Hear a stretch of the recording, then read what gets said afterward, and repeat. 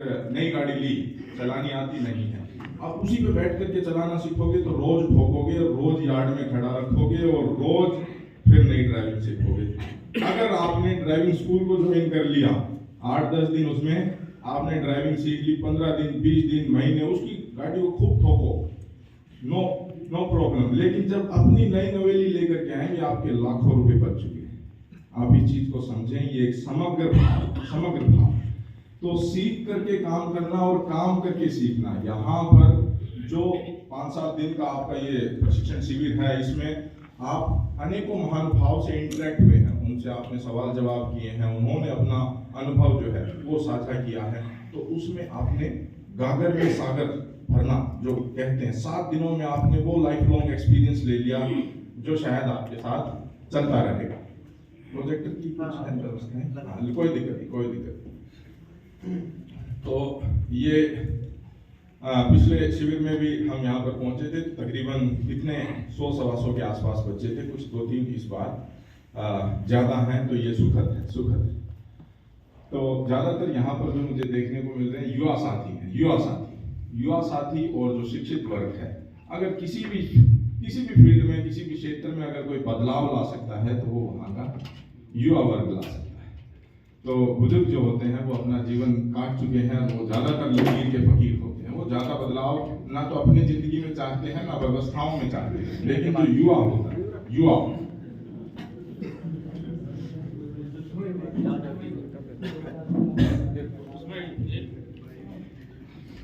उसमें डोरी बांध दो, पक्का नट चलता रहे।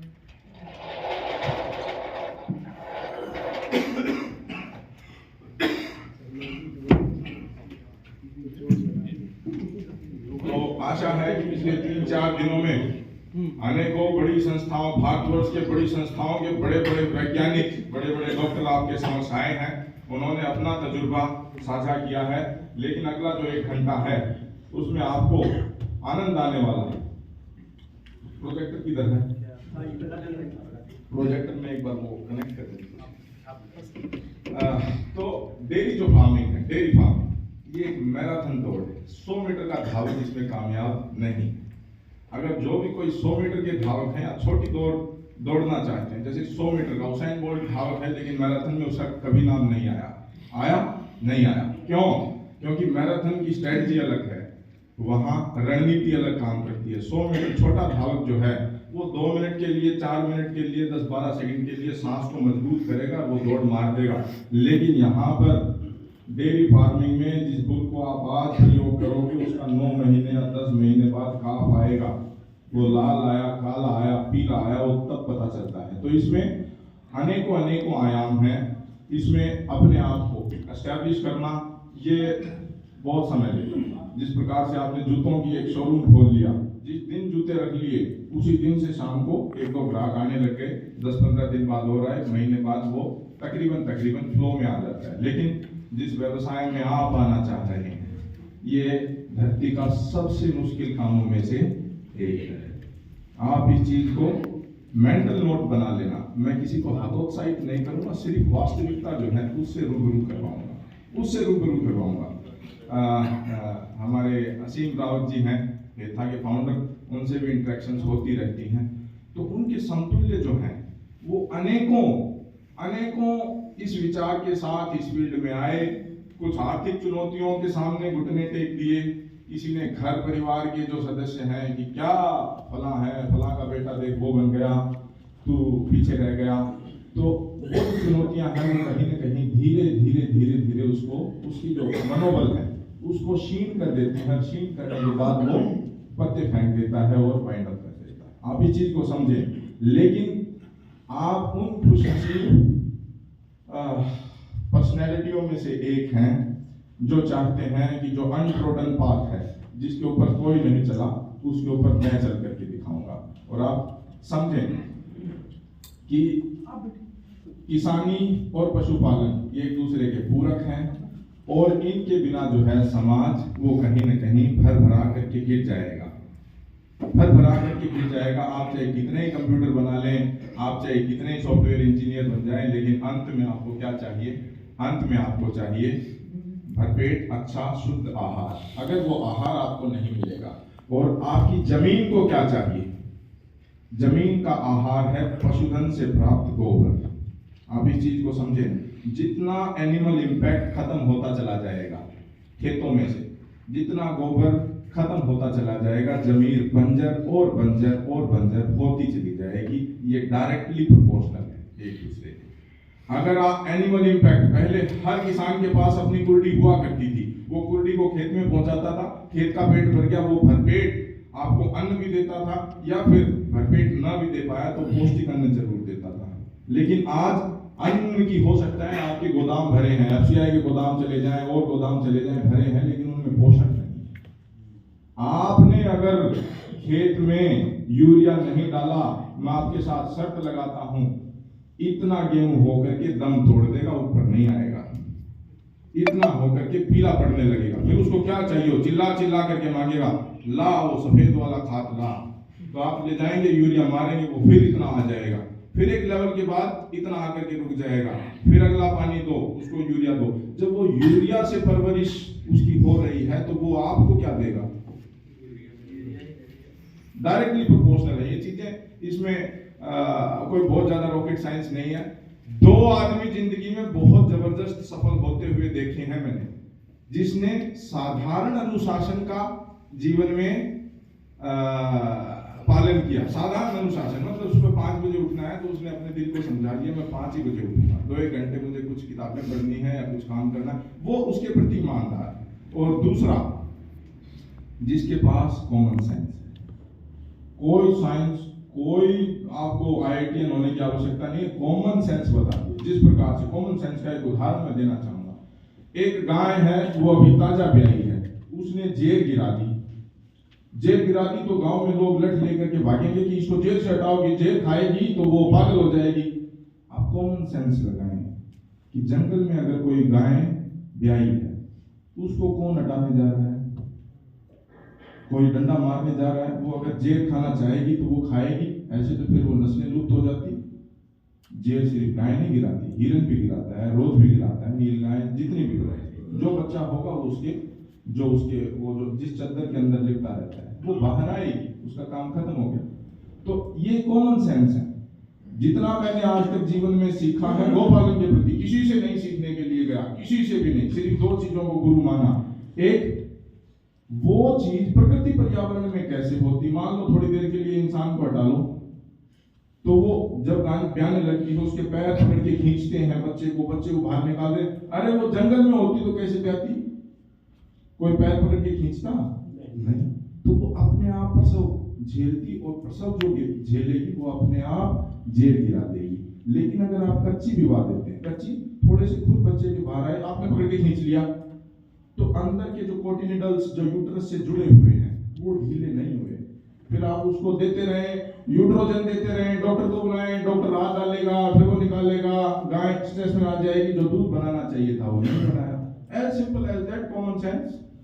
कुछ इसमें अलग है नहीं है, सिर्फ एक छोटी सी कॉमन सेंस। वो चीज प्रकृति पर्यावरण में मानव को 2 मिनट के लिए वहां से हटा दो, वो कैसे होती। और दूसरा, कुछ डेवलपमेंट, कुछ जो विकास हमें चाहिए था वो उतना ही चाहिए था जितना हमारे बड़े बुजुर्गों ने किया। पिछली पीढ़ी, बाप दादाओं, अपने से एक पीढ़ी पहले की बात मत करना, उसने हर चीज का सत्यानाश किया है। अपने से एक पीढ़ी पहले, मतलब 10-20 साल 30 साल पहले, जो अभी अभी बुजुर्ग हो रहे हैं 60-70 के आसपास पहुंचे, आपकी वायु शुद्ध थी, किसने खराब कर दी?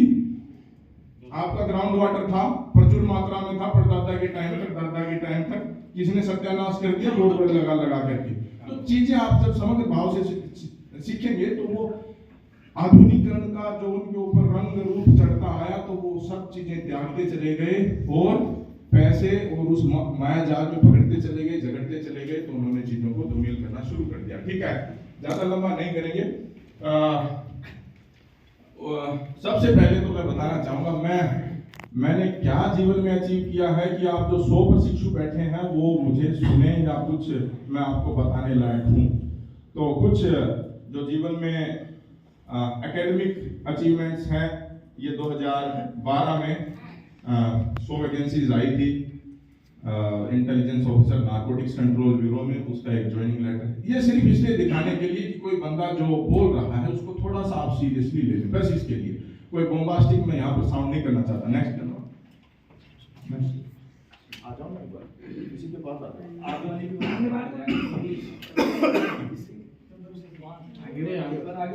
सर, ठीक आगे है। वाली लाइट सर। एक बार ये लाइट बंद करवाएं प्लीज। ये भाई एक नाम बोला जाता है सीजीएल के थ्रू, इनकम टैक्स इंस्पेक्टर। ये इनकम टैक्स इंस्पेक्टर का ज्वाइनिंग लेटर है।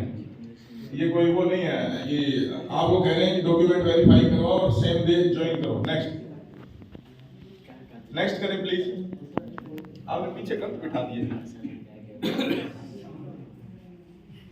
ये एक यूपीएससी एग्जाम कंडक्ट करवाती है सीएपीएफ का, सेंट्रल आर्म्ड पुलिस फोर्सेज। उसमें assistant commandant border security force 2011 batch में सेलेक्ट हुए। कुछ 30-40 रैंक आई थी। अगर इन नौकरियों में भी जाते तो जीवन में डीआईजी आईजी आराम से रिटायर होते। नेक्स्ट नाम देख सकते हैं, जितेंद्र सिंह यादव।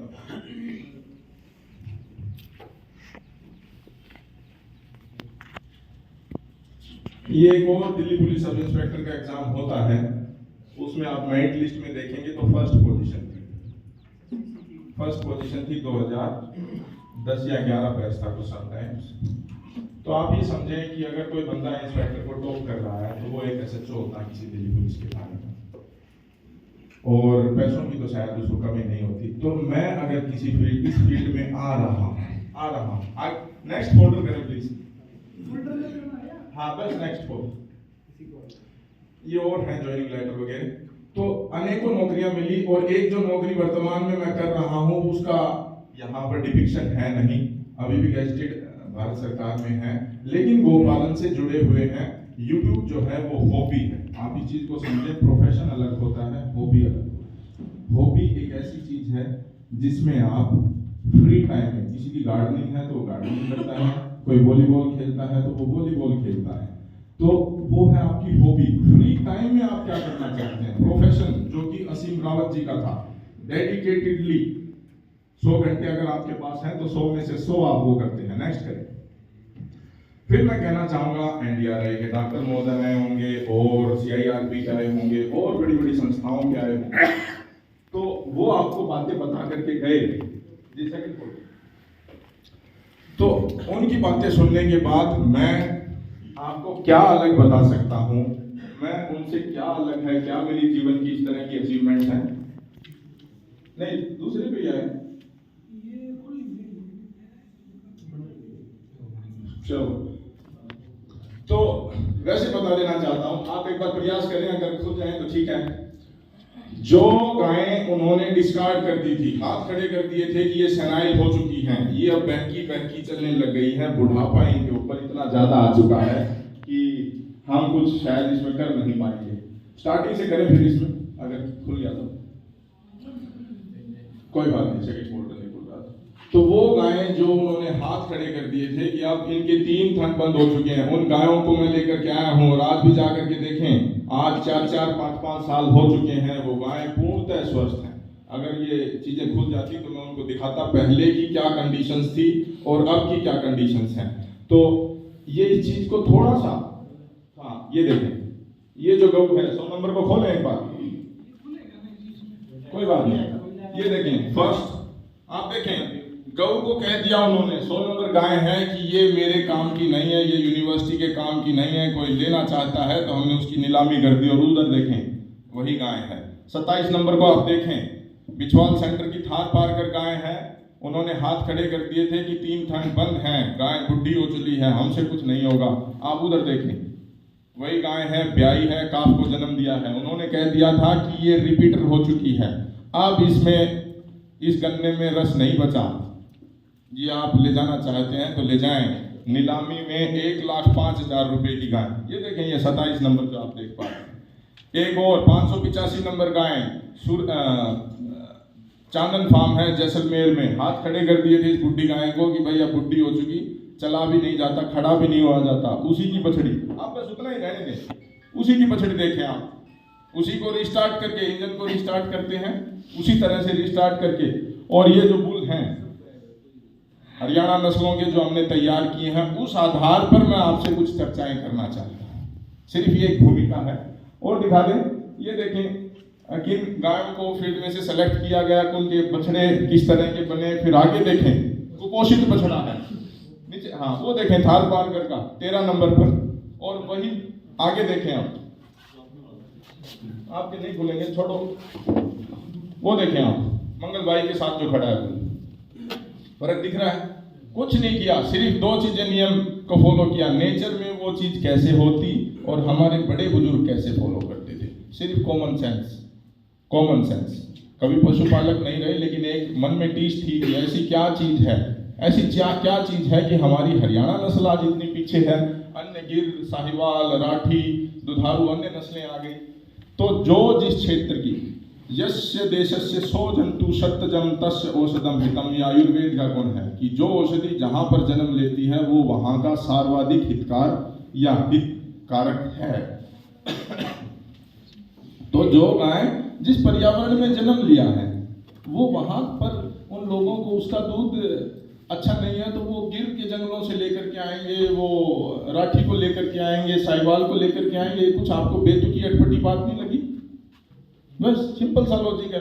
अरे परमात्मा ने उसको सफेद रंग की गाय इस हरियाणा प्रदेश के लिए क्यों बनाया, रंग भेद क्यों किया? एक गाय लाल है, एक सफेद है। आप नहीं समझ पा रहे इस चीज को? डॉक्टर वर्ग जो है बड़ी बड़ी संस्थाओं में पता नहीं कौन सी रिसर्च कर मारी। आप देखें, एक डॉक्टर आए, बड़े अच्छे जेंटलमैन आए भारत में, अंग्रेजों के डॉक्टर थे, वो कह करके गए, भारत को हिदायत दे करके गए। 1930 के आसपास उन्होंने किताब लिखी थी, द काउज इन इंडिया। उसमें कह करके गए, अरे भारत वालों, आप अपनी नस्लों को विकसित कर देना, चमक दमक के चक्करों में क्रॉस ब्रीड करवा करके और एक्सोटिक ब्रीड मत लेकर के आना। ये बात 1930 में लिख करके चले गए। काउज इन इंडिया बुक है, PDF आपको मिल जाएगी, ढूंढेंगे तो। और फिर इन नस्लों को हरदेनु, कामधेनु, पता नहीं क्या क्या मिक्स करके उनको बनाने का प्रयास। उनमें उन्होंने एक चीज और बड़ी अच्छी बताई कि जब देसी गाय को HF का ब्लड डालोगे या एक्सोटिक ब्रीड को डालोगे तो पहला जो नस्ल आएगी पहली, उसमें खूब उफान होगा। उफान जैसे दूध में उफान आता है ना, वैसे वो दूध खूब निकालेगी। राजस्थान से अगर कोई है तो वहां पर एक HF क्रॉस गिर निकालते हैं नस्ल, ये ऑर्डर के साथ, लेकिन वो सिर्फ HF क्रॉस गिर ही देती है। उस HF क्रॉस गिर जिसने इतना बड़ा ऑर्डर बनाया, उसके ऊपर दोबारा HF यूज किया तो गए, दोबारा गिर यूज किया तो गए। दूध डाउन जाता जाएगा, लेवटी सिकुड़ती आएगी। ये जो शब्द है हाइब्रिड वीगर, ये उन डॉक्टर ओल्वर, आर्थर ओल्वर करके थे, उन्होंने 1930 में कह करके चले गए थे। तो ये चीजें हैं। और ये आज किसी जानकारी के या किसी परिचय के मोहताज नहीं है, स्वामी चिन्मयानंद जी हैं। 8 साल पहले जब इनके पास गए, स्वामी चिन्मयानंद जी के पास, थार पारकर का इतना ऊंचा पुल, मेरे से भी ऊंचा। तो स्वामी जी जब इंटरव्यू दे रहे थे, हम उनकी वीडियो कवर कर रहे थे, तो उन्होंने बताया कि थार पारकर का ऊंचा पुल हमेशा ऊंचा होता है। मगर ये बात भी छटपटी है। मैंने जितना भी फील्ड का दौरा किया, बाड़मेर, जैसलमेर, जोधपुर वाला क्षेत्र, थार पारकर हमें छोटी गोटी पसरेगा माथा ऐसे करके बोला गया। तो उनको जब सलाह दी गई, वो एक बड़े इंटेलिजेंट क्या नाम है, गोपालक हैं, जहां से भी कुछ अच्छा सीखने को मिलता है उन्होंने सीखा, उन्होंने जिद नहीं की। और फिर उनका एक दिन फोन आया कि छोटी उसमें बताएं, फिर छोटी साइज में थार पारकर का जो ओरिजिनल ब्लड है उसका कोई बुल या बचिया। तब उनको बताया गया कि हाँसी में कोई भाई लेकर के आए हैं, 31-32 बड़ा फेमस बुल है, छोटे कद काठी का है। तब वो उनसे लाइजनिंग करके वो बुल निकाल करके लेकर के गए। तो आप समझे कि अगर वो भी किसी की बातें मान रहे हैं, उस समय गिर और साहिवाल की उनको अच्छी नॉलेज थी, लेकिन थार की शायद उतनी नहीं थी। आज वर्तमान में 31-32 का बुल है उनके पास और सीमन देते हैं 2000 रुपए की एक डोज, 2000 रुपए की एक डोज। कारण है उसका कि वो जो ब्लड है उसके अंदर, वो उसकी वैल्यू ठीक है, छोटा करें, बड़ा ना करें। ये कुछ बुल हैं जो हमने खुद तैयार किए हैं, हरियाणा नस्ल के बड़े भव्य और दिव्य बुल हैं। और जो लोग पहले जब हमने वीडियो बनानी स्टार्ट की थी तो लोग सोचते थे कि हरियाणा ब्रीड सिर्फ लात मारती है, कुख्यात नस्ल है, लेकर के भाग पड़ती है। ऐसा नहीं है, ऐसा नहीं है। उसमें आपको जीन ढूंढना पड़ेगा, जीन ढूंढना पड़ेगा। और आप जिस फील्ड में जा रहे हैं पशुपालन, उसके कई आयाम हैं। उसमें से एक महत्वपूर्ण आयाम है ब्रीडिंग। आप सिर्फ दूध नहीं बेच सकते, आपको काफ भी तैयार करने पड़ेंगे और बड़ी अच्छी उच्च कोटि के पेडिग्री रिकॉर्ड के साथ अगर आप वो काफ तैयार करते हैं तो उनकी कोई जेनेटिक वर्थ है, तो उनकी कोई वैल्यू है, तो समाज में आप टिक सकते हैं। जोधपुर जैसलमेर में ऐसे अनेकों किसान हैं जो कभी दूध नहीं बेचते, क्योंकि वो इतने सुदूर, इतने धोरों में बैठे हैं, वहां तक दूध लेने वालों की गाड़ियां ही नहीं पहुंचती। तो वो क्या करते हैं, अच्छी गाय को रखेंगे और उसकी बछड़ी को पूरा दूध पिला देते हैं। उनकी अच्छी जेनेटिक वर्थ की जो बछड़ियां हैं, एक एक बछड़ी 5-5 लाख की बिकती हमने देखी। आजकल सोशल मीडिया का जमाना है, अपने अपने ग्रुप में वो जुड़े हुए हैं, वहां पर उसको बछड़ी की फोटो डाल देंगे। 8-10 महीने की जो बछड़ी है, क्या करना चाहिए, ऐसे करके दिखाओ एक बार। जी जी, धन्यवाद आपका। ये वाइस चांसलर महोदय हैं आपके दिल्ली यूनिवर्सिटी के ही, देखें आए और सिर्फ हरियाणा नस्ल लेकर के गए हैं, अभी 2 महीने पुरानी बात है। ये देखें हरियाणा नस्ल जो कुख्यात मानी जाती थी, ये कुछ हमारे फार्म पर ही तैयार की हुई बछड़ियां हैं। देने वाला परमात्मा है, लेकिन जब आप माँ और पिता सिर्फ दुधारू हो, इससे ब्रीडिंग नहीं होती। उसका कैरेक्टर, उसका स्वभाव कैसा है, कितना पैर उठाता है वो दूध निकालते वक्त, सांड जो है वो कितना शांत है। आप देखें, अगर हाथ हथेली पर उसका पैर रख दोगे तो भी वो हिलेगी नहीं। कौन सी नस्ल, हरियाणा नस्ल। हरियाणा जो कि स्पोर्ट्स के लिए, आर्मी के लिए, पैरामिलिट्री के लिए वर्ल्ड फेमस है, वहां पर वो जो नस्ल थी वो भी बिल्कुल इसी तरह से एनर्जेटिक ब्रीड है, दूध में भी। और सुपरिटेंडिंग इंजीनियर पब्लिक हेल्थ महोदय उन काफी दिनों से, लेकिन मैं बछड़ी को निःशुल्क देता हूं, लेकिन उसके वचन परवाह करके कि ना तो बेचने दूंगा, ना व्यापार का हिस्सा बनने दूंगा। आप ताउम्र अगर रख सकते हैं देई गाय की तरह तो ले जाएं। तो बोले कि ठीक है, तो ये व्यवस्था है। अच्छा, और मैं आपको क्या बता सकता हूं, आप ये समझें पीएचडी जो है, पीएचडी की डिग्री जो बंद कमरों में की जाती है, वो 3-4-5 वर्ष में कंप्लीट हो जाती है। फील्ड का 8 साल का गहन एक्सपीरियंस है, न जाने कितने किसानों से मिले हैं, न जाने कितने ब्रीडरों से मिले हैं, और उनसे जो श्रेष्ठ गुण थे वो सीखे हैं।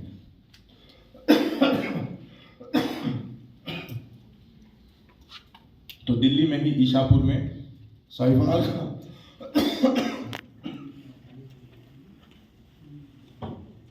का बड़ा अच्छा हर्ड है। और बाबूजी जो हैं, आप देखें 78 वर्ष के हो चुके हैं, तकरीबन 1-2 साल बचे थे, अब तो 1 साल और हो गया है। 80 के आसपास जा चुके हैं, लेकिन एनर्जेटिक हैं क्योंकि देसी गायों के दूध का सेवन करते हैं। और इन्होंने बताया कि मेरे अंदर एक टीच थी, शायद बचपन में ये देसी गायें उतनी नहीं रखते थे। इनका कहा कि हमारे सारे घर में कदकाठी जो है ना सबकी छोटी है, लेकिन मैंने अपने पोते को सिर्फ बचपन से देसी गाय का दूध पिलाया। 16 वर्ष का जो लड़का था, पौत्र 6 फुट 2 इंच का था। तो आप कभी भी मिल्क की क्वांटिटी और मिल्क की क्वालिटी को समतुल्य नहीं रख सकते। ये एक और है युवा साथी, ये जलंधर, आप देखें कहाँ जलंधर है, कहाँ दिल्ली है, तकरीबन 500 किलोमीटर दूर। एलीट हर्ड का साइज इन्होंने मेंटेन कर रखा है। गायों की भी एक गायों की 5-5, 10-10 लाख कीमत है। लेकिन इन्होंने मेरे को एक चीज बताई कि हरियाणा वालों ने मुझे बहुत बुरा लूटा था, बहुत बुरा, लेकिन मैंने उफ तक नहीं किया, क्योंकि जो लर्निंग स्टेज होती है, मैंने फिर कहा ये एक मैराथन दौड़ है। आप पहले दिन गाय लेने के लिए जाओगे और कोई सोचेगा कि सबसे प्रीमियम गाय आपको निकाल के दे दी, ये आपका भ्रम है, चाहे कितने भी पैसे लुटा देना। अगर वो ब्रीडर होगा, टॉप 10 गाय होंगी, तो 11वें पायदान पर जो गाय होगी वो आपको देगा, 10 वो खुद रखेगा। तो वहां से इस बंदे ने अपनी मेहनतें की और चीजें जो हैं वो हर्ड में इस तरह से विकसित की। अब एक किताब लिखी गई लाला हरदेव सहाय के द्वारा। लाला हरदेव सहाय जी आज के नहीं थे, उनकी किताब का जो प्रीफेस है उसके ऊपर जो साइन है वो है डॉक्टर राजेंद्र प्रसाद, हमारे भारत के पहले राष्ट्रपति महोदय जी का। तो आप देखें उस समय उन्होंने किताब लिखी और उस किताब में एक चीज बड़ी अच्छी कही है, जूम जाम शायद हो नहीं सकता, हो जाएगा तो करो सेवा, थोड़ा सा पीछे करें नहीं पीछे मतलब हाँ, और पूरा तो दिखे, और थोड़ा छोटा करें, और थोड़ा छोटा करें, जूम आउट कर दे थोड़ा, हाँ थोड़ा नीचे, थोड़ा और बड़ा, थोड़ा बड़ा कर दे। कोई अच्छा जानकार है क्या कंप्यूटर का? हाँ बैठो ना एक बार, कमाल करो। ये देखें लाला हरदेव सहाय जी, उस समय न सोशल मीडिया था न चीजें और इतनी विस्तृत थी, उन्होंने अपनी किताबों में लिख दिया था। लाला हरदेव सहाय जी कह रहे हैं कि कोई बहुत ज्यादा वर्ण संकर करने की आवश्यकता नहीं है, वर्ण संकर से गायों को दूध उत्पादन कमी आ जाए, फलाना टिनका आप खुद पढ़ लें, ठीक है। ऊपर करें इस बार इसको, हाँ ये वाला पार्ट, और थोड़ा ऊपर करें। आप इस चीज को समझें, आपको दो तरह के वैज्ञानिक हैं इस भारतवर्ष में। एक हैं कृषि वैज्ञानिक, कौन जो खुद खेतों में काम कर रहे हैं, 60-70 वर्ष की आयु। अभी थोड़े दिन पहले मैं इनका पॉडकास्ट देख रहा था, उसमें कहा कि हम एक गेहूं का दाना उगाते हैं और 100 निकलते हैं, फिर भी आज किसान गरीब है। तो ये पॉडकास्ट जो था, उन्होंने कहा कि हम हैं असली। एक जो है कृषि विशेषज्ञ हैं जो यूनिवर्सिटीज में बैठे हैं, उन्होंने भी अच्छे कार्य किए हैं, लेकिन ज्यादातर जो है वो एसी रूमों में आराम कर रहे हैं। आप इस चीज में समझें। तो ये देखें, उन्होंने कहा है कि गांव में सरकार जिन पशु डॉक्टरों को नियुक्त करती है उन्हें केवल पुस्तक ज्ञान है, अनुभव कुछ नहीं है। सरकारी वेटनरी या वास्तविक ज्ञान के लिए सांड गाय आदि रखने चाहिए, पर वहां ऐसा नहीं होता। यूनिवर्सिटी नीचे वाली पढ़े, किसी भी कॉलेज में न कोई पशु है जो है वो वर्ण संकर है। जिन डॉक्टरों ने अपने कॉलेज की पढ़ाई पशुओं की शक्ल तक न देखी हो और उनके गुण दोषों का कोई प्रत्यक्ष अनुभव न हो, उनके हाथों में नस्ल सुधार का कार्य देना लाभ नहीं हानि ही होगा। समझे आप इस चीज को। ये मेरी कोई कही हुई घर की कही हुई बात नहीं है। ये लाला हरदेव सहाय जी गाय ही क्यों, एक समाज के लिए गाय क्यों जरूरी है, एक पुस्तक लिखी, उसमें वो साफ साफ मेंशन करके गए हैं कि आपको बागडोर अपने हाथों में लेनी पड़ेगी। चीजों को डॉक्टरों के भरोसे न छोड़ करके चलो, उनका सहयोग की आवश्यकता समय समय पर पड़ती है, उनके पास कोई एक्सपर्ट ओपिनियन है, आप उसको ग्रहण करें, लेकिन अगर उनके विचार कुछ आपको डगमगाते हुए दिख रहे हैं तो आप बस उनको नमस्ते करें और चलें, ठीक है। नेक्स्ट फोल्डर खोलें।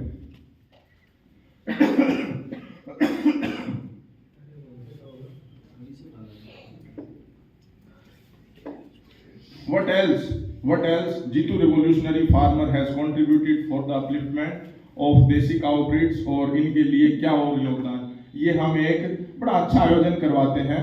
14 फरवरी जो है लोग उसको कुछ अलग तरीके से पाश्चात्य सभ्यता को गले लगा रहे हैं, लेकिन हम एक काउ हग कंपटीशन करवाते हैं जिससे गायों के प्रति लोगों में थोड़ा सा प्रेम और फैले। तो ये देखें, ये फोटो वही है, ये विजेता लोग हैं, विजेता लोग।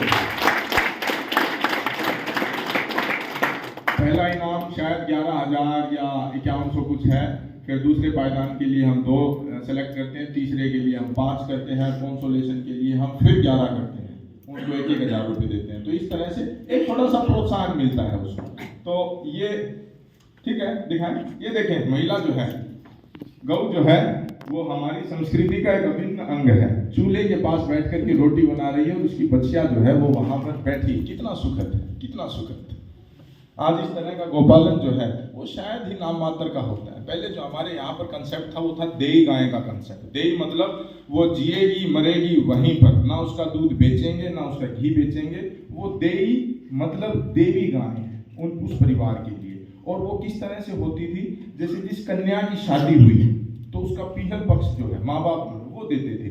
और आप समझें, गाय की उम्र तकरीबन 25-28 वर्ष तक आराम से होती है। वो उस गाय का न तो दूध बेच सकते थे, न घी बेच सकते थे, तो क्या करेंगे, सेवन करेंगे। ठीक है, जब बच्चियां दी गई होगी 1.5 साल 2 साल की होगी, या हो सकता है 1 साल की मान लें, गर्भवती होकर के 2.5 पर ब्याह गई। आप देखें, महिला ने बच्चे को जन्म दिया होगा, गौ ने बच्चे को जन्म दिया होगा, और फिर उसके दूध का सेवन सिर्फ अपने परिवार में किया गया, तो क्या 25-28 साल होते होते वो गाय उसके पूरे परिवार को नहीं पालेगी? 25-28 बार 22 बार ब्याई होगी तो 20-22 साल उसने दूध पिला दिया, बच्चे बड़े हो गए। अब वो जब जाएंगे, अब उसमें से जो कन्याओं की शादी होगी तो फिर ये जो महिला थी ये माता बन गई, ये अपनी बछड़ी को, अपनी बेटी को एक बछिया देई गाय के तौर पर देगी। कितनी अच्छी संस्कृति है, कितनी अच्छी संस्कृति। आज हम गायों को, जो अभी थोड़ी देर पहले जो मॉडल था वो थोड़ा सा कमर्शियल मॉडल था कि ये ले लें, वो ले लें, फलाना ले लें, टिन का ले लें, दूध बेच दें, घी बेच दें, 5,000 का घी, 10,000 का घी, ठीक है। उससे कहीं ज्यादा है, सबसे पहले आप अपना भरण पोषण तो करें। जब गऊ आप रख रहे हैं, इतनी अद्वितीय अलौकिक नस्लें भारतवर्ष के पास हैं। अभी उदाहरण दिया कि दादा जो है वो 5 फुट 4 इंच के हैं, उनका पौत्र 6 फुट 2 इंच का हुआ, उन्होंने अपना अनुभव बताया, तो उसी तरह से है, ठीक है। ये कुछ झलकियां हैं उसी में से, ठीक है। फोल्डर नंबर 4 खोलें।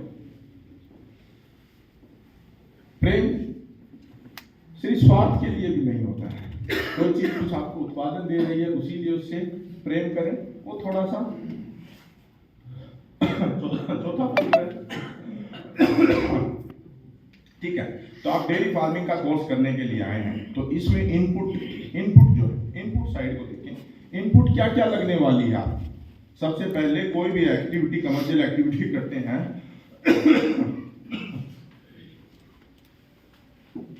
तो उसमें कुछ डालेंगे तभी कुछ निकलेगा। सबसे पहले शेड, दूसरे नंबर पर आता है आप एनिमल का सिलेक्शन करते हैं, एनिमल का। तीसरे नंबर पर जो और भी चीजें आती हैं, जिस प्रकार से आप लेबर की इन्वेस्टमेंट रखेंगे, फिर चौथे नंबर पर आप मशीनरी की इन्वेस्टमेंट रखेंगे, पांचवें नंबर पर अन्य चीजों की।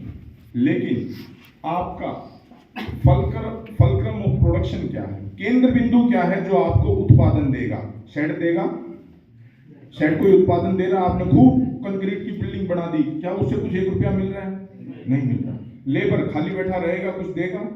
नहीं देगा। मशीनरी, गंडासा, चक्की कुछ पीस रही है और वो कुछ देगी? नहीं देगी। आपका फलक्रम ऑफ इन्वेस्टमेंट कहाँ है? वो है what kind of animal you are selecting. सबसे पहले you should be very much clear कि आप भैंस पालन करना चाहते हैं या आप गौ पालन करना चाहते हैं। फिर गायों में भी आप एचएफ देखना चाहते हैं या फिर देसी गाय रखना चाहते हैं। चलो आपने सेलेक्ट कर लिया।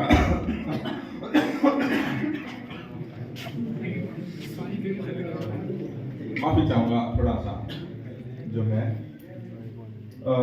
आप एनिमल जब सेलेक्ट करते हैं तो देखें, आप सबसे ज्यादा जो फोकस करना है वो एनिमल के ऊपर। शेड में ज्यादा इन्वेस्टमेंट ना करें। ये बात जब असीम राव जी कह रहे थे, मैं पीछे बैठ के सुन रहा था, बिल्कुल 100% सत्य है। अगर आपने कंक्रीट की बिल्डिंगें बना दी, ये जो छाया है, इस छाया के नीचे भी पशु रहेगा, और आपने टीन का टप्पर डाल दिया उसके नीचे भी, और घास का टप्पर डाल दिया उसके नीचे भी। अब आप एक चीज बताएं, पशु जो है ये आर्टिफिशियल चीज है या परमात्मा की बनाई हुई चीज है? घास और फूस जो है, छप्पर जो है घास फूस का, वो नेचुरल है या आर्टिफिशियल है? बस आपको इससे ज्यादा इन्वेस्टमेंट नहीं करनी। सिर्फ घास फूस का नॉर्मल छप्पर रखें। घास का जो छप्पर होता है उसमें मधुर मीठी छाया होती है, मीठी छाया। टीन टप्पर में आप डालोगे तो आपको जलन, गर्मी महसूस होगी, वो छाया कोई छाया नहीं होती। आप गाय को सिर्फ आजादी दें। उन चीजों के ऊपर बात करेंगे, शेड मैनेजमेंट कैसे करना है, एनिमल का सिलेक्शन कैसे करना है। तो सबसे पहले क्वेश्चन अराइजेस कि आप कौन सी ब्रीड सेलेक्ट करेंगे। एक मानभाव कह रहे थे कि हमारे वहां की जो लोकल नस्ल है 5 लीटर दूध देती है। अरे ऐसे कितने ही गोपालकों को मैं जानता हूं जो वहां पर ब्रीड पर काम करना शुरू किया और एक ही 2, 3, 4 स्टेप में ही वो गाय जो है वो 10 लीटर दूध पे चलेगी।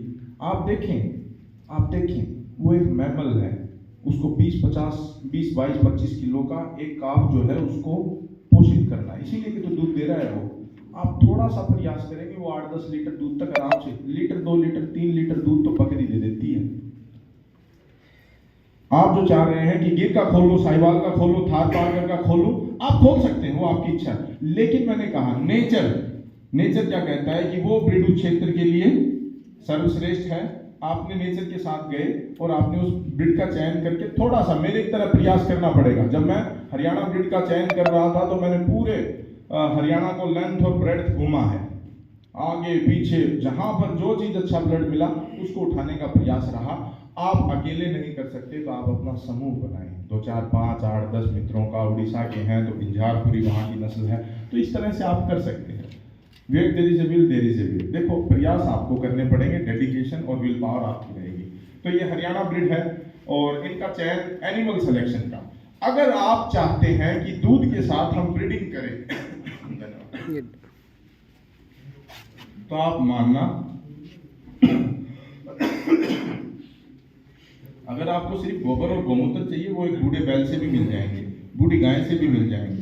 अगर वो आपका ध्येय है, आप ब्रीड के ऊपर ज़्यादा इन्वेस्ट ना करें। अगर आप वर्मी कंपोस्टिंग में जाना चाहते हैं, आप उपला बनाना चाहते हैं, गोकास्ट बनाना चाहते हैं, गोमूत्र दवाओं के लिए यूज़ करना चाहते हैं, गो कृपा अमृत बनाना चाहते हैं, ऐसे किसानों को मैं जानता हूँ जो कि बूढ़ा बैल रखते हैं, उसके गोबर गोमूत्र से संपूर्ण गतिविधियाँ वो कर रहे हैं। बूढ़ा बैल रखते हैं, वो मर जाता है, उसको मिट्टी दे देते हैं, फिर कोई एक बूढ़ा बैल ले आते हैं 2 4 5 साल, वो सेवा भाव भी है, उनकी जरूरतें भी पूरी होगी। लेकिन अगर आप चाहते हैं कि मैं ब्रीडिंग करूं तो आप समझना, राम प्रभु श्री राम, जय श्री राम, प्रभु श्री राम जो थे वो सिर्फ राजा दशरथ के बेटे नहीं थे, माँ भी उसकी कौशल्या थी। आप बुल का चयन बहुत अच्छे से कर लेंगे, बुल का जो है चयन बहुत अच्छे से कर लेंगे, लेकिन अगर माँ डाइल्यूटेड है, माँ लो ब्रीड है, माँ कोई हाई यील्डर नहीं है, तो वो इतनी जल्दी ब्लड को चेंज नहीं होने देगी। अगर आपकी किस्मत अच्छी है तो हो सकता है पहली बार में आपको बड़े अच्छे परिणाम मिल जाएं, लेकिन अगर डीएनए माँ की तरफ उठता चला गया, आप थक जाएंगे। एक मैराथन दौड़ है। मैंने फिर कहा, आज आप जिस बुल का परिणाम यूज कर रहे हैं 9 महीने बाद तो काम आएगा, और 9 महीने बाद 3 साल बाद वो फर्स्ट टाइमर गाय बनेगी। अभी वो भी तजुर्बे आपके साथ साझा करेंगे। फर्स्ट टाइमर में भी परिणाम नहीं आया है, वो जब 5वें 6ठे ब्यात की भरी पूरी गाय बनेगी तब जाकर के पता चलता है कि हमारे सामने उस बुल का क्या रिजल्ट आया। ऐसी ऐसी बछड़ियां हैं, खारकी ने फर्स्ट टाइमर ने 4 लीटर दूध दिया और तीसरे चौथे ब्यात तक जाते जाते 16 और 18 लीटर की गाय बनी। तो आप ये देखें कि परिणाम बहुत दूर है। जो टेस्ट में आज आप अपीयर करेंगे, मान लो मैं एक सब इंस्पेक्टर बनता हूं, नहीं बनता हूं, मुझे सिर्फ 3 महीने में पता चल जाएगा, रिजल्ट आ जाएगा। लेकिन यहाँ पर आपका परिणाम आता है 7 8 9 साल बाद। ऐसी ऐसी गायें हैं जिन्होंने अपने 8th लैक्टेशन में अपना पीक दिखाया है, उनको भी मैं आपके सामने प्रदर्शित करूंगा, देखते जाएं। ठीक है, तो ये कुछ एक ब्रीड है। ये देखें, पीछे करें, ये देखें, मैं जो अभी कह रहा हूं एनिमल का सिलेक्शन है। एनिमल क्योंकि आपके केंद्र में है, डेयरी में क्या केंद्र में है? एनिमल का सिर्फ मिल्क यील्ड अच्छा नहीं होना चाहिए। आपने सबसे पहले क्या सिलेक्ट किया? ब्रीड। क्या सिलेक्ट किया? ब्रीड। किस ब्रीड के ऊपर मुझे काम करना है, फिर वो ब्रीड आपका आगे का पूरा भविष्य निर्धारित करेगी। दूसरा, उसकी दूध उत्पादन क्षमता में वो कितनी श्रेष्ठ है। तीसरा, उसका स्वभाव कैसा है। अगर यहां मार खा गए आप, बहुत सारे लोग इतना बड़ा आर्डर भी दिखाएंगे लेकिन वो आते ही घर पे बड़ा बड़ा आपको खोर में घुसा दिया, आपके लात मारी, आपकी पार्टी की फुटबॉल बना दी, तो आप कहेंगे भाई ये ले जाओ, मैं नहीं रख सकता। What my point? क्योंकि यहाँ पर एक कंपेटेबिलिटी चेक करनी है। अगर कोई पशु या कोई गौ इंसान के साथ कंपेटेबल नहीं रह पा रही है तो आप क्या करोगे? या तो अंत में किसी को बेच दोगे या गौशाला में डलवा दोगे। तो एनिमल सिलेक्शन पर आपको 3 पैरामीटर अवश्य देखने हैं। कौन कौन से? ब्रीड, कौन सी ब्रीड के ऊपर आप काम करने वाले हैं। दूसरा, वो दूध जो है, दूध उत्पादन क्षमता में वो एलिट है या नहीं है, क्योंकि काफ जो है वो माँ पर भी जाएगा। माँ हल्की लेली बुल अच्छा यूज कर लिया। प्रोफेसर कुलदीप हैं, 2 दिन बाद आएंगे आपके समक्ष ही। उनको किसी ने कह दिया नंदी सर्वे सर्वा है। गाय तो आप हल्की भी ले आओ, नंदी अपने आप ब्रीड को उठा ले जाएगा। 200 ले आए ट्रक भर के राठी की, और बुल ले आए साहिवाल बड़ा एलीट। अब वो बछड़ों को पूरा दूध पिला करके और बड़े बड़े कर दिए, 1 साल के 1.5 साल के। जो आए वही ये पूछे इसकी माँ कौन सी है, वो दिखाई ये छोटी कमजोर। ना भाई ये बछड़ा हमें नहीं चाहिए। वो सारे बछड़े उन्हीं के पास धरे के धरे रह गए। उसके बजाय 200 की बजाय वो 20 लाते, लेकिन एलीट लाते, उनका एक एक काफ बिकना था। एनिमल सिलेक्शन के ऊपर आपका पूरा जोर होना चाहिए। भैंस अगर आप रखते हैं, 15 लीटर दूध से नीचे अगर आपने भैंस का चयन किया है, आप मारे जाओगे, कोलैप्स। आपका डेयरी फार्म आज नहीं तो कल बंद होगा। 15 लीटर वाली वर्तमान परिस्थितियों में लाख, सवा लाख, 1.5 लाख, 2 लाख, 2.5 लाख ऊपर जाएगी यानी। गरम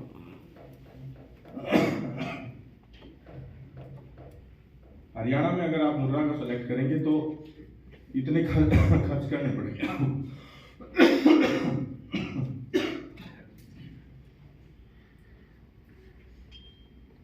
इसी प्रकार से जाफराबादी, इसी प्रकार से अन्य नस्लें हैं। लेकिन अगर आप 8-7 लीटर की ले आए, हो सकता है आपको कोई 50,000 में भी दे दे, 60,000 रुपये में दे दे। आपकी एक बार इन्वेस्टमेंट कॉस्ट हो सकता है कम लगे आपको, लेकिन आगे आने वाले समय में आपका डेयरी, आपका दूध का व्यवसाय वाइंड अप होगा। ये आज लिखवा लेंगे। भैंस अगर सेलेक्ट करनी है तो 15++। गऊ के कई आयाम हैं, वो आगे डिस्कस करेंगे। तो बिहेवियरल जो एस्पेक्ट है, पशु का जो व्यवहार है वो किस प्रकार का है, वो बहुत मायने रखता है। आगे करें, आगे करें और आगे करें और आगे करें। ये देखें, आप अगर बुल रखते हैं, गाय रखते हैं, तो कई बार आपको ऐसी परिस्थितियां आएंगी। थोड़ा सा नमक चाट लो, थोड़ा सा आपका आया हो तो एक सेकंड, वो क्या है कि बार बार आ रही है, तो बार बार बोल रहा हूँ, वो कह रही 2 मिनट चुप हो जाए। आपको देखो, ट्रांसपोर्ट में भी वो पशु लेके जाना पड़ेगा। अगर उस समय वो पशु आपको इंजरी कर देता है, वो नहीं चढ़ता है, तो फिर उसका कोई यूज नहीं है। या उसने अपने थन पर, अभी जो पीछे दिखाया, चढ़ते वक्त वो इंजरी हुई है, थन पर लेवटी चोट मरवा ली, थन ही आपका प्रोडक्शन यूनिट है, अगर वो खत्म तो फिर आप नहीं उससे सर्वाइव कर सकते। नेक्स्ट ये देखें, अब आता है कि ब्रीड कैरेक्टर्स एंड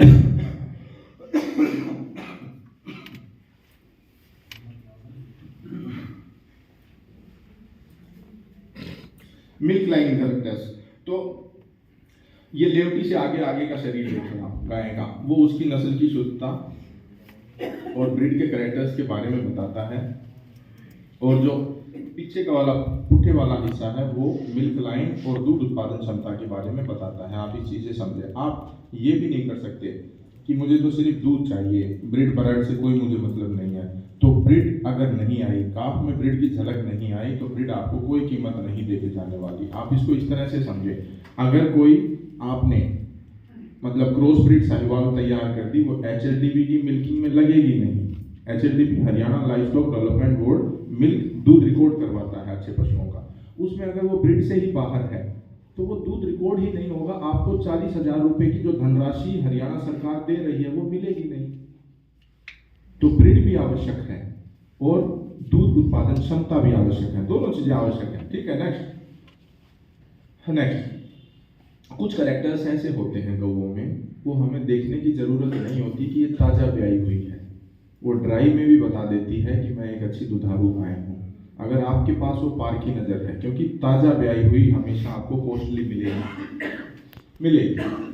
लेकिन उस टाइम आप उसकी धार और आप उसका व्यवहार और देख सकते हैं, वो एक एडिड पॉइंट है। लेकिन वो 1 लाख में मिलेगी तो ड्राई में जाने के जो 2-3 महीने शेष हैं, वही गाय 50-55 हज़ार में मिल जाएगी आपको। लेकिन वो पारखी नजर होनी चाहिए आपकी कि मेरे को ऑर्डर में क्या देखना है। तो इस तरह की ड्राई में भी आप देखें, पूरा थन मिलेगा, अडर के बीच में क्लेफ्ट मिलेगा, और अडर दूध से भरा हुआ नहीं है तो झुर्रियां आ जाएंगी, लेकिन उससे वो देख करके भी लगता है कि हाँ कुछ है इस गाय में, तो आप उस गाय का चयन कर सकते हैं। ओके, नेक्स्ट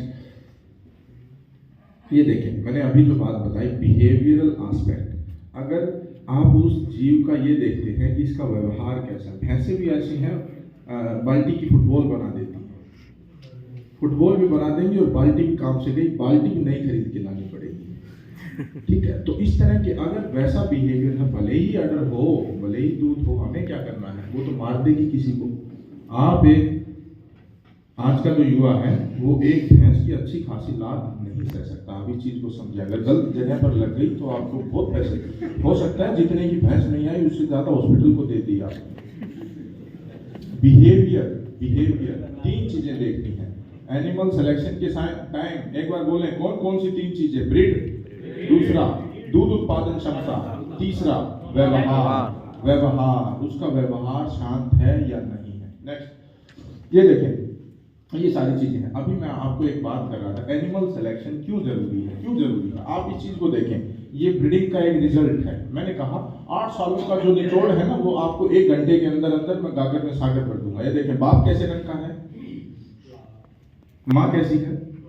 सिर्फ बाप से काम नहीं चलना, माँ अगर अपने जीन डोमिनेट कर देगी तो माँ अपने ऊपर बच्चे को लेकर के आएगी। तो ये देखिए, जो बुल आया है, नेक्स्ट बुल जो ब्रीडिंग बुल, ऊपर वो बेटा है। ये देखें, इसमें भी बाप माँ, इसमें जीन किसने डोमिनेट किए हैं? Father side. और दिख रहा है वो बाप भी काप रहा है, वो गौ भी काप रही है। नेक्स्ट, 1 सेकंड और मैं आपका लेना चाहूंगा। कई बार आपको छोटे कद काटी गाय मिलेगी जिसका ऑर्डर बहुत भारी भरकम है, आप उसको सेलेक्ट करेंगे या नहीं? क्यों नहीं? दूध तो वो भी देगी, उसका दूध कोई खारा थोड़ी ना है। आप इस चीज को इस तरह से समझे। मैं थोड़ा और जल्दी करने का प्रयास करता हूँ कि अगर छोटी दूध में क्या होता है? कैल्शियम। क्या होता है? कैल्शियम। पशु की हड्डियों में क्या होता है? कैल्शियम।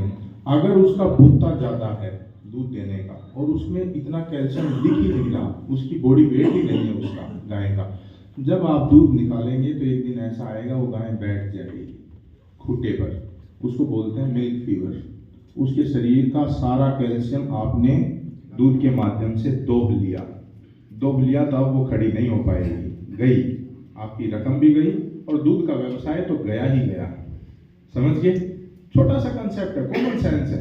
अरे दूध में कैल्शियम है, इसी चीज कहते हैं ना, वो फला पियो, फला हड्डियां मजबूत होंगी, ठीक है। तो वो क्यों कह रहे हैं? क्योंकि उसमें कैल्शियम है। कैल्शियम हमें कहाँ से मिला? अरे उस एनिमल में, उस गऊ में कैल्शियम है तो आपको देगी, नहीं है तो नहीं देगी। नेक्स्ट, ये देखिए, ये है वो भरी पूरी देव स्वरूपा गाय। मैं इनको देवी स्वरूपा कहता हूँ। इनका व्यवहार देखें, गाय ताजा ब्याई हुई है। आप आंचल को देखें, आप ब्रीड की शुद्धता देखें, आपकी एक बार धनराशि अधिक लगेगी, इसमें कोई डाउट नहीं है। लेकिन जब एनिमल सिलेक्शन पर जब आप आए, आप हल्का पशु नहीं सेलेक्ट कर सकते हैं। ये डेयरी का पहला नियम है।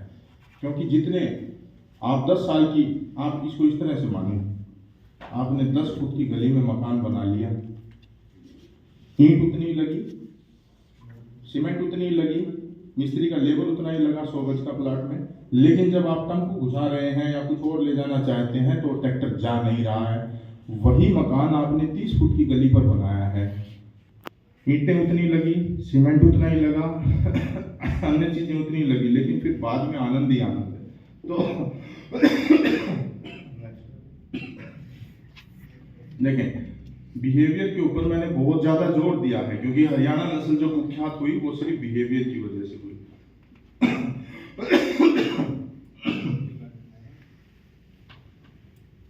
शांत गाय और शांत नंदी जो है, अब आप देखें, फर्स्ट टाइमर गाय है, एलीट गाय है, थन पासों की बनावट बहुत बढ़िया है, गाय की शुद्धता जो है वो बहुत बढ़िया है। थोड़ा सा आगे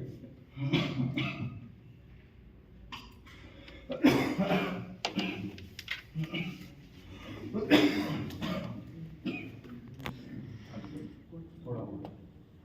नहीं,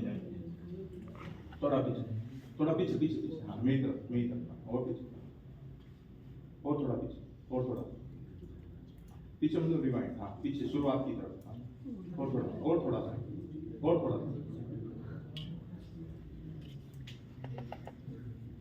थोड़ा सा आगे, थोड़ा सा, बस 5-10 सेकंड। ये देखिए, ये गाय का जो बिहेवियर है, गाय हर चीज में टॉप है, थन क्वालिटी में, हर चीज में। लेकिन गाय जो है वो पैरों के न्याना नहीं बांधने दे रही।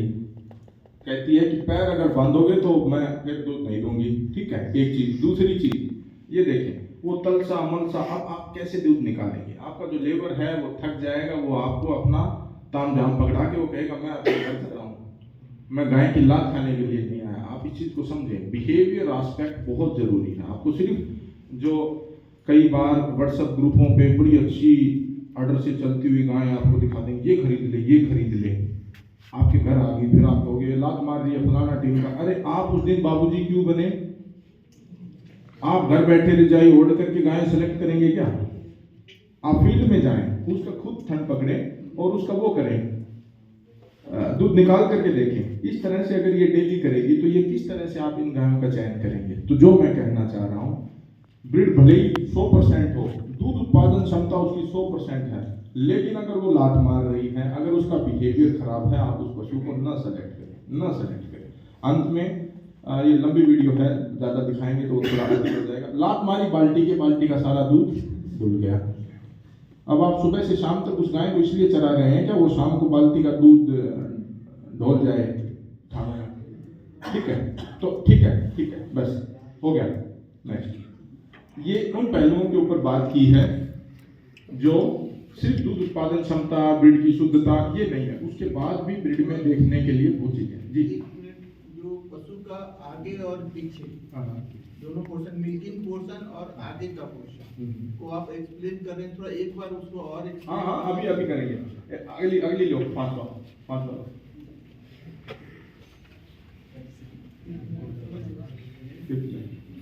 ये देखें, फिफ्थ जो है, ये फोल्डर जो है, ये मिल्क लाइन कैरेक्टरिस्टिक्स को बताता है।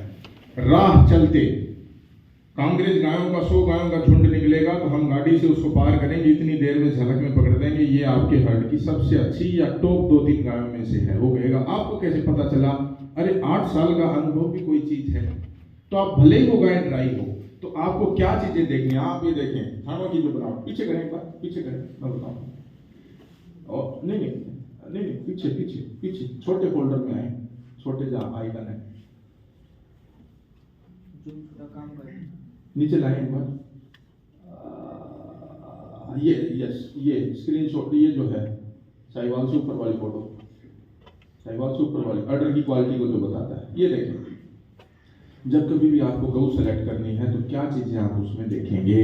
स्टार्टिंग मिल्क वाला, लाइन, हाँ ये वाला। कोई लेजर है क्या? इसी में देखना, इस तरह से दबा के रखें।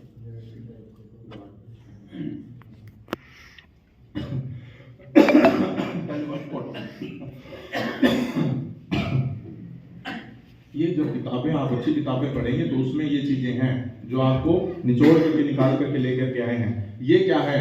एक डोली अगर 1 लीटर की है, एक डोली 5 लीटर की है, तो किसमें ज्यादा दूध आएगा?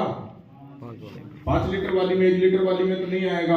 अगर अडर की कैपेसिटी ही नहीं है तो वो क्या कैपेसिटी अडर है? नहीं है। क्या उसकी दूध उत्पादन क्षमता ज्यादा रहेगी? नहीं रहेगी। एक चीज तो ये जो है, ये शैलो अडर है। शैलो मतलब बर्तन ही छोटा है, आप कुछ नहीं कर सकते। दूसरा ये देखें, ये जो अडर है बड़ा है लेकिन डीप अडर है। ये जब गाय चलेगी तो ऐसे ऐसे झोले की तरह लटकेगा ये अडर। प्रोन टू इंजरी, इसमें इंजरी होगी। तो साहिवाल के जो किताब लिखने वाले, पुस्तक वाले कहते हैं ये अडर सबसे अच्छा है क्योंकि इसमें कैपेसिटी भी है और ढीला भी, शैकी अडर नहीं है, ऐसे लटकेगा नहीं ये अडर। दूसरा ये देखें, अडर आपने देखा अभी तो अडर की बनावट कि भाई डोली कितने की, 1 लीटर की है, 5 लीटर की। अब आप देखें, ये जो थन है जुटमा थन है, जुटमा जुड़े हुए, इसके ऊपर जो दूध के कूप है ये पूरी तरह से विकसित नहीं है। आपकी टांगों को अगर बिल्कुल जोड़ करके आपको चलाऊं तो आपका बॉडी वेट इवनली उसके ऊपर डिस्ट्रीब्यूटेड नहीं है, थोड़ा दूर रहेगा। तो ये देखें, ये कहता है कि ये अडर अच्छा है लेकिन बहुत अच्छा ये गुड माय पॉइंट, समझ में आई? ये जो अडर है गैप होना जरूरी है, अडर खुला हो, खुला, पास नहीं हो। नेक्स्ट करें। अडर या टिट्स की बात है, हाँ सॉरी, टिट्स दूर होंगे तो अडर अपने आप खुलेगा। अडर बड़ा हो लेकिन टिट्स क्लोज है तो नहीं खुलेगा। हाँ, इसमें क्लोज है, वो जुटमा थन है, वो पुअर अडर क्वालिटी भी दिखाऊंगा, उसमें आप देखना। ये देखें, आप ये कहेंगे अरे ये अडर कैसा है, ये कैसा है, ये कैसा है, क्या कहानी है इसकी, ये बर्तन तो खूब बड़ा दिख रहा है। नहीं, ये जो रस्सा टाइप, इसको एक तरह का बाइफर्केशन कहें, ये जो रस्सा टाइट, जितना टाइट करेगा अडर, नसें देखें आप उसकी उभर गई, इसका मतलब इस अडर में दूध ठुक करके भरा हुआ है, पूरा ठुक करके। मतलब इसकी जो भराई है, इस भराई में और इस भराई में, वो टंकी डालते हैं आप अनाज स्टोर करने के लिए, 2 बोरी 3 बोरी डालेंगे तो वो भर जाएगी। फिर कोई मजबूत जमींदार आएगा, बोले इसमें तो 2 बोरी और घुसा दो। बोले वो कैसे घुसाएगा? वो एक डंडा लेकर के उसको ऐसे ऐसे मारता है और वो गेहूं नीचे बैठता चला जाता है, वो 2 बोरी और भर देगा। तो ये जो ऑर्डर है, ये कुछ इसी प्रकार का ऑर्डर है। बाइफर्केशन, यस, ये देखें क्वार्टर को किस तरह से इसने डिवाइड किया है। इसमें थोड़ा सा दिख रहा है झलक, लेकिन वो चीज नहीं डेवलप हो पाई। ये आपको 1 लाख गायों में से एक आधी गाय में ऑर्डर देखने को मिलेगा। अगर मैंने कहा अभी आपको शिविर के, जब मैंने अपना व्याख्यान शुरू किया था, यहाँ पर सीख करके काम करना और काम करके सीखना में दिन रात का फर्क है। अगर कोर्स को ठीक से कर पाए, लाखों रुपए बचेंगे। आपके सामने ये गाय आई और आपके सामने ये गाय आई, आप 2 बोरी ये खरीदेंगे, इसमें अगर दिखा रही है लेकिन उतना दूध भरा हुआ नहीं मिलेगा, बिल्कुल आर्डर है, ये ठुका हुआ है। नेक्स्ट, ये भी अच्छा है, ये देखें। अभी मैंने मिल्क लाइन कैरेक्टर्स कुछ बताया कि टिट्स दूर दूर हो, टिट्स बहुत ज्यादा लंबे ना हो, टिट्स पास पास ना हो और इंटैक्ट अडर हो, ना ज्यादा बहुत झोले की तरह नीचे लटका हुआ। वो कांख में झोला लेके चलते हैं ना, वो नीचे लटकता है, वैसा अडर नहीं चाहिए हमें। ये देखिए आप, सटीक अडर है। ये गाय 10 महीने की ब्याने के बाद भी 15 लीटर दूध देती थी। 10 महीने की ब्याई हुई गाय भी 15 लीटर दूध दे रही है, आप ये समझें। किसान ने कभी नहीं बेची। इस गऊ को मैं अगले उसमें दिखाऊंगा जब ये मृत्यु शैया पर है, उसके घर पर ही खत्म हो गई, गाय बेची नहीं। लगाने वालों ने 5 लाख 6 लाख लगाए। गुजरात से भी गिर गायें जो आती हैं, कौन गाय पीक को मेंटेन करके चलती है, 20 लीटर दूध तो निकाला।